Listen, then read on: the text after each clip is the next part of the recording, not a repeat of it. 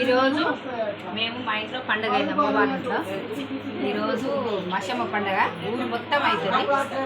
అందరం వచ్చినాం ఇక్కడికి, మంచిగా పండుగ చేసుకున్నాం, ఫుల్ ఎంజాయ్ చేస్తున్నాం ఫ్రెండ్స్. ఇగో ఇది మటన్, ఏటను కోసుకున్నాం మేము మటన్. ఇది అన్నం, అన్నం ఫ్రెండ్స్. అది పెద్ద కుటుంబం కాబట్టిగా మేము ఎక్కువ వండుకున్నాము. అందరు చెట్ల కింద కూడా వెళ్ళారు కానీ మేము వెళ్ళలేకపోయినాము. మా అన్నయ్య చనిపోయింది కాబట్టి మేము వెళ్ళలేకపోయినాము ఫ్రెండ్స్.